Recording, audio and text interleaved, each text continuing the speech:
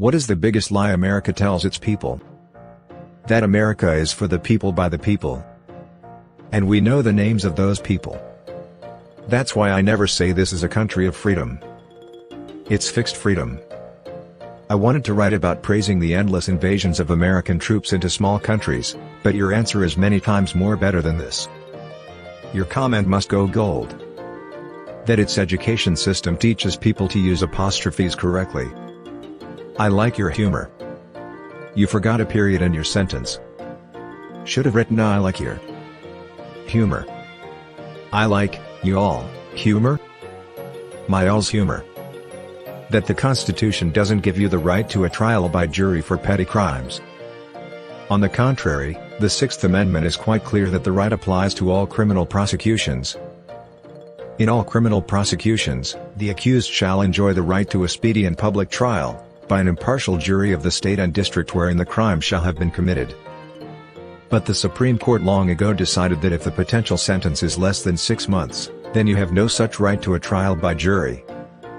And everyone has just gone along with this clearly unconstitutional idea. Well, speedy is very subjective. No joke? It takes a long-ass time to get sentenced. Years sometimes. 1/10 of the 700 arrested January 6 rioters have been sentenced so far.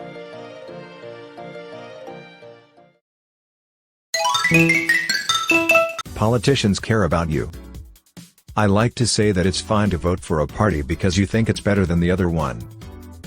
But if you vote for it because you think they'll make everything better or that they have your best interests at heart, you only have yourself to blame when you get disappointed. Entirely agree. I'm a registered Republican, but a lot of the Democratic presidential candidates absolutely would have received my vote simply because the things I disagreed with were the least likely to actually pass. Look at what matters most and what actually has the potential to get passed, and it'll change the way you vote. I could buy that local politicians may actually care about the welfare of their city/county. But once you get higher up in the ranks and into federal level, the amount of soulless lies, manipulations, mudslinging, bribery, etc. that is used to win elections assures that no one that is a good person will become a person with the power to help. That we need to be more worried about poor people abusing the system than we do rich people manipulating the system to hoard their wealth. This 100%. Not limited to America. Just vote them out. Why didn't we think of that? Lamau politicians will never all support the policies needed to keep themselves in check. The thing is, you can. This country is in a stranglehold of two parties, federally and at the level of most states. Neither one represents my interest, and the best I can do is hold my nose and vote for the one that disgusts me the least, knowing full well that it is going to go back on everything it stated it would do to advocate for me. It's almost like voting for authoritarian figures, and giving them power to vote on your behalf, was a bad idea.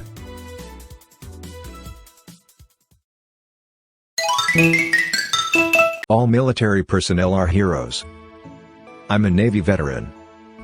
I got out for medical reasons before actually getting to a permanent duty station. I feel really weird when people thank me for my service when I hardly did anything. This seems to be a common experience with vets.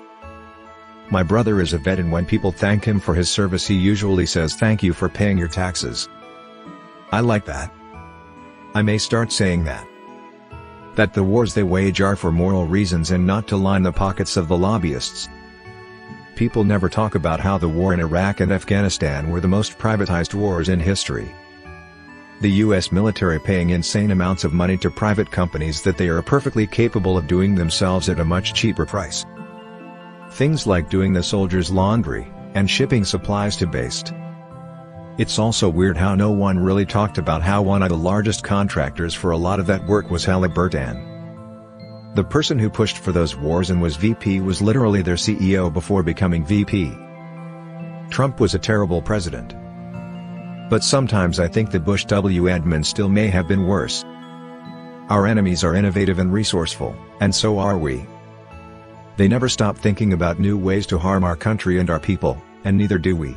George W. Bush. Not the biggest lie, by far, but a very illustrative one, emo. In a recent Reddit thread about how California has banned price gouging of COVID home test kits, I was flabbergasted to learn that this forbidden gouging apparently only applies to resellers.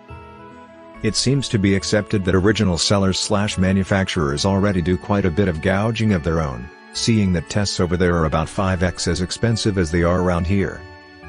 When I read that a kit costs $20 to $25, I asked if that was for a 10-pack but learned that it is for 2 tests, i.e. $10 to $12.50 per test.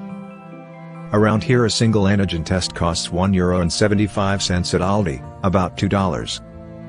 I was told that as the FDA has only approved a small number of test manufacturers, they are more expensive than elsewhere, where many different tests, from different manufacturers, are on the market. Well, assuming that this info I was given is true, if that isn't price gouging and lying about the actual costs of what is, by now, a very high-volume mass-produced test by those few lucky manufacturers that are approved into a quasi-monopolistic market, then I don't know what is. You're paying for tests. Wouldn't that mean that people just don't test?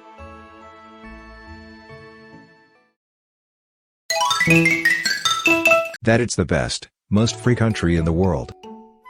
Years ago I thought this, but now that I know all the flaws this country has, it's clear that the US is far from being the best country ever. And there are also countries which are much better in freedoms and life quality like Norway, Denmark, Switzerland, Finland, and many more. Even though the US could qualify as first world, I would say that it's easily not the best first world country. However, if someone mentions this, then a random person here could jump and say, but would it be better to live in China, North Korea, Afghanistan, Syria, etc. rather than the US? I know that those countries are places where very few people would want to live, but those examples miss the point that the United States is not remotely a perfect country and has many flaws. I'm the fastest runner in the world. No, you're not. You're not even the fastest runner in this room. See Anne Dasses and she's sitting right next to you. Well, I'm faster than Stephen Hawking, Roseanne Barr, and Donald Trump. Why are you comparing yourself to very slow people? That kind of proves that you're not that fast.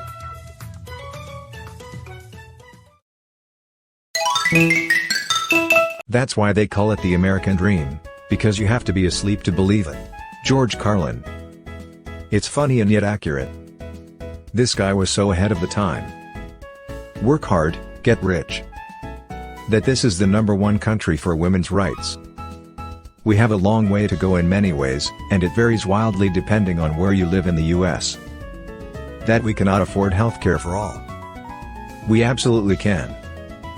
That you're innocent until proven guilty. The only people who actually believe that tripe are the ones who have never been in trouble with the law. I still have an article from the paper that's online for the world to see if they simply Google my name. It's the top result, and the case was thrown out before ever going to court 18 years ago. I don't know about the rest of you, but when I Google "eat my asshole sir," I'm getting completely different results. Edit, holy hell, gold for just talking out of my ass like that? Thank you. Lamau. The government cares about us. Only your bank account. Their bank accounts.